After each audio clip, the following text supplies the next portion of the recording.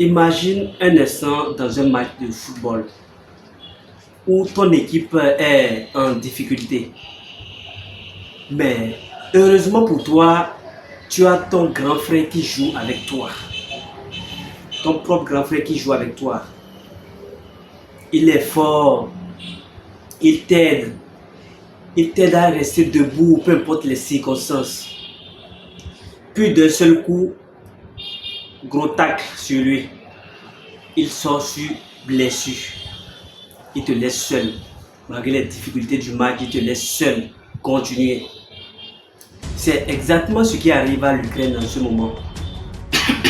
L'Ukraine peine actuellement à avancer dans sa guerre contre la Russie.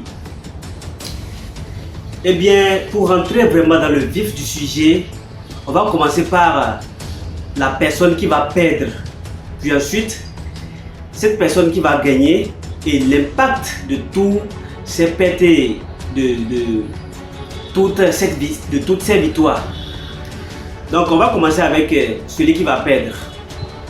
Au vu de tout ce que je viens de citer maintenant, le pays qui va perdre serait l'Ukraine. Puisque là maintenant, les États-Unis aidaient l'Ukraine dans sa quête.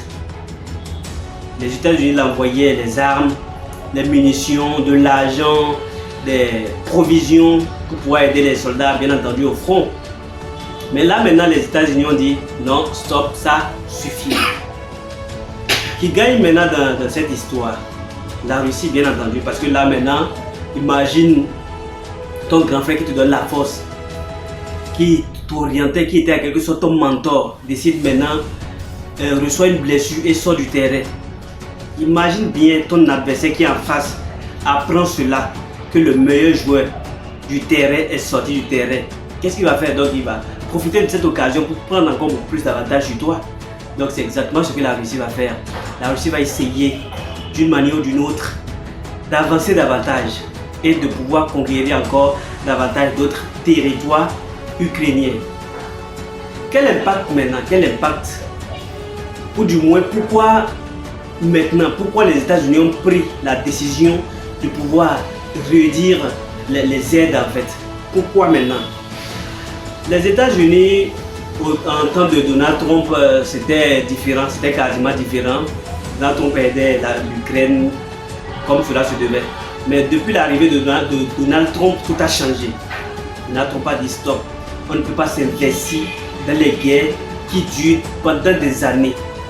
Parce que lorsqu'il annonçait sa candidature, il disait bien entendu que lorsqu'il va venir au pouvoir, il va essayer de faire cesser la guerre par les moyens pacifiques, c'est-à-dire sans moyens coercitifs, sans prendre part des armes et autres.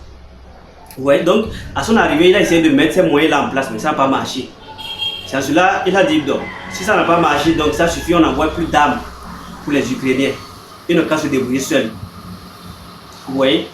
Donc tout cela est rentré en menace contre les pays européens qui sont d'abord très minoritaires. Quand on prend l'Europe maintenant, quel pays peut soutenir encore l'Ukraine? La France est dans des difficultés, l'Allemagne dans des difficultés, l'Angleterre dans des difficultés, et tout cela ne peut pas sans l'aide des États-Unis. Donc ça serait tellement compliqué également pour eux d'aider l'Ukraine. Et donc maintenant, quel impact sur le monde entier?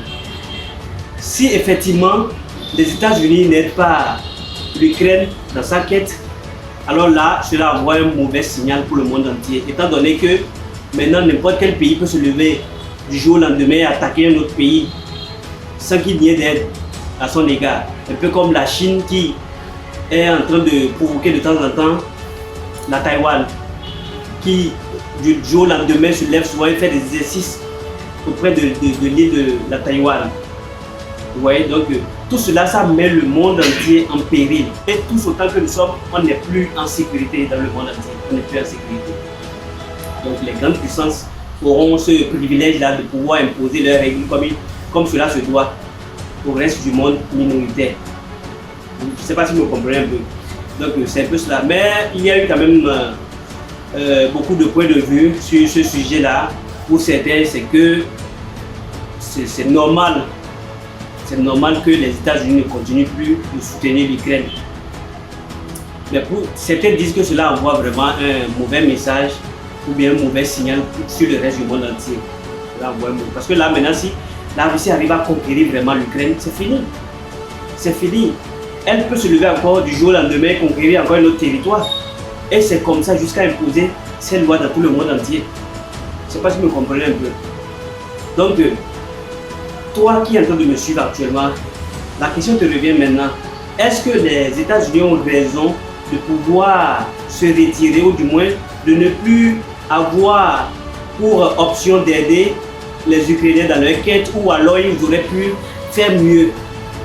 La question te revient, hein? Réponds en commentaire. Et c'était l'éclipse globale. Si tu as aimé cette vidéo, n'oublie pas de me laisser un like, de commenter, puis de partager, et on se dit à la prochaine pour les autres vidéos de décryptage. Ici on parle d'actualité politique et internationale, puis de l'actualité footballistique. On se dit à la prochaine, ciao.